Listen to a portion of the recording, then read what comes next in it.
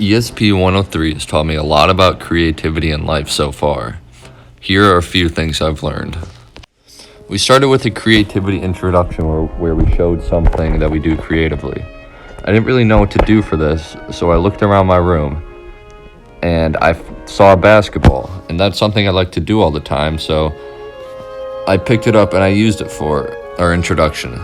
This isn't something that I usually think of as creative, but after thinking about it more, I realized that this is something that's creative.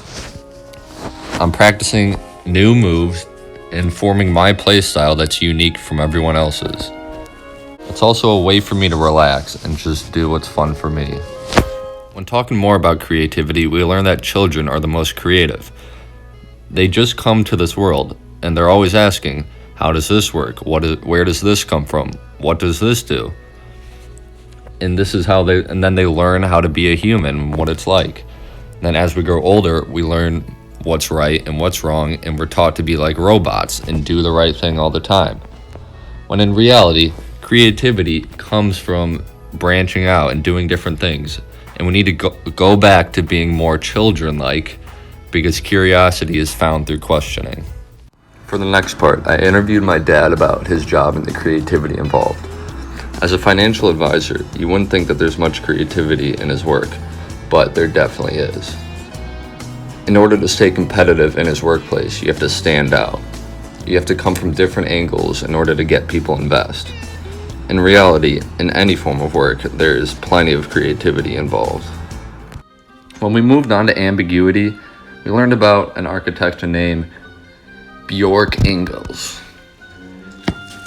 Bjork is a prime example of someone who thinks different. Like, look at this ski slope. He's someone who takes one thing and makes it into something else that no one really does. And he's a prime example of someone who thinks outside of the box. Other people will see something like this and will think it can't be done because no one's ever done it before. But when he thinks that, he just thinks, why not? Why can't someone else do it? And that's how he pushes innovation. We started learning about brainstorming and how people limit themselves during brainstorming.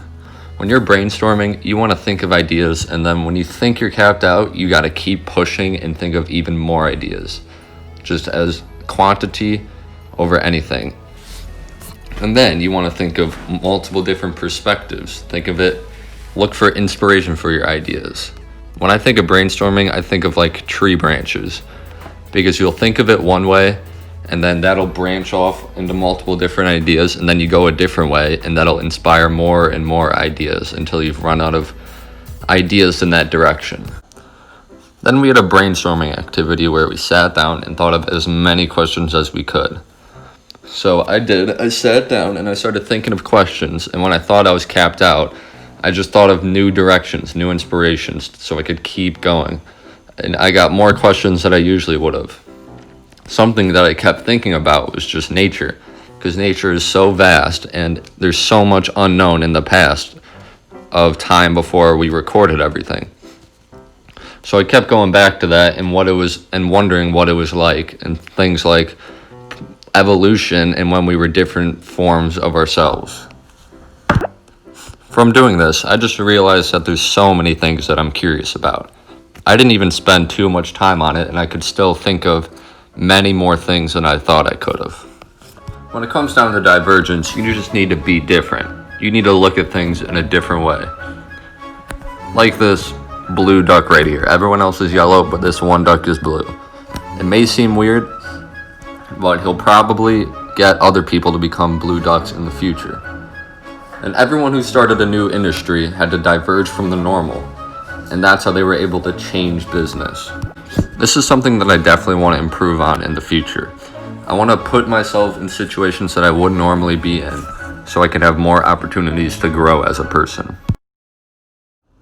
To replicate this, we had the divergence activity.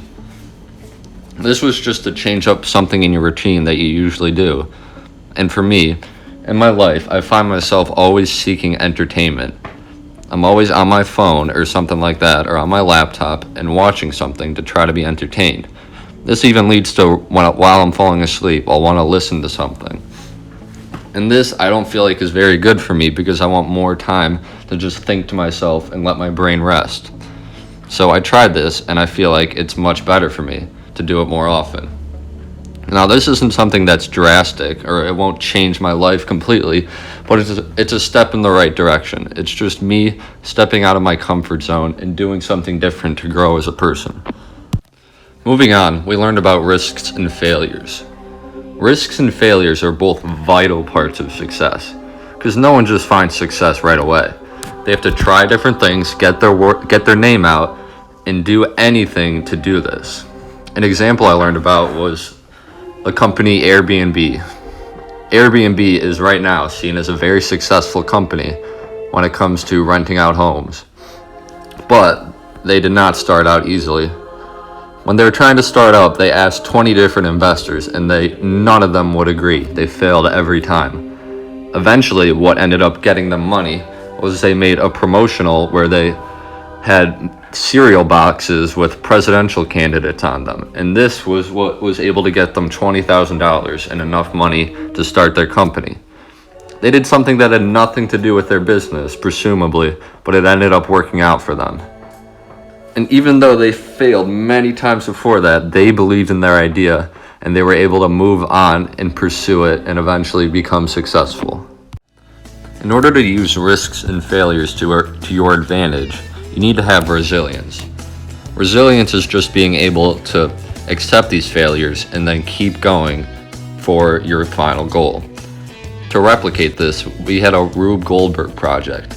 Now, this is something that I've done in the past, and I was really happy to revisit it. And when we did this, there was a lot of times, a lot of failure, trial and error. Even though on the first time I thought it was going to work, but something wouldn't happen correctly, so I'd have to adjust and keep going until eventually I got everything to work correctly like I wanted to. When I think of resilience, this reminds me of professional athletes. Let's use Kobe Bryant, for example.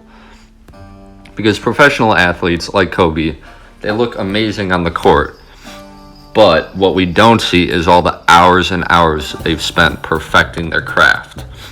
Kobe is someone who's known to be one of the hardest workers to ever play basketball.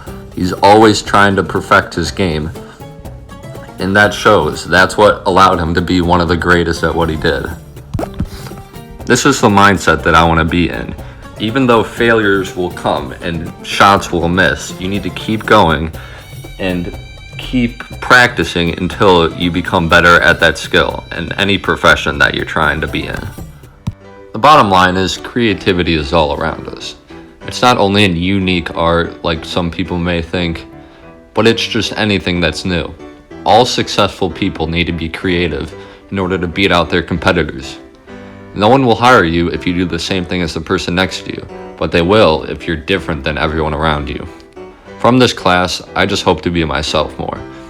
Not only do I want to be myself, but I want to be a better version of who I currently am. Because we all have it in us to be creative. We just have to keep digging deeper.